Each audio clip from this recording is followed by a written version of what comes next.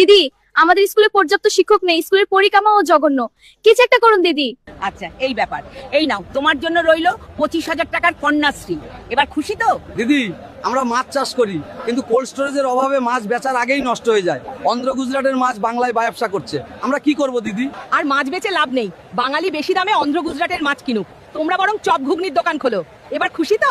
দিদি, রাজ্যে চাকরি বাকরি নেই, আমরা ইঞ্জিনিয়ারিং পিএইচডি এমবিএ করে বসে আছি, চাকরির জন্য অন্য রাজ্যে চলে যেতে হচ্ছে। কিছু একটা করুন। আবার চাকরি চাকরি বাকরি করে কি লাভ? এই নাও, তোমার জন্য মাসে 1500 টাকা বেকার ভাতা। এবার খুশি তো? দিদি, টিএমসিপির কিছু নেতা মিলে ইউনিয়ন রুমে আমার সাথে, একজন মহিলা মুখ্যমন্ত্রীর কাছে আমি কি কোনো ন্যায় বিচার পাবো না? কেঁদো না, কেঁদো না, তোমার জন্য রইলো 10 লক্ষ টাকার ক্ষতিপূরণ। এবার খুশি তো?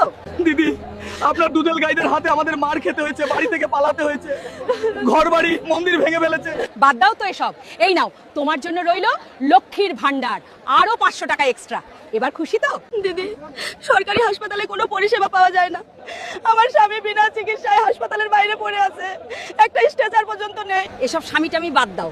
তোমার জন্য রইলো সম্প্রতির 2000 টাকা আর বিধবা ভাতার 1000 টাকা। স্বামী মরলেই মাসে 3000। কি এবার খুশি তো?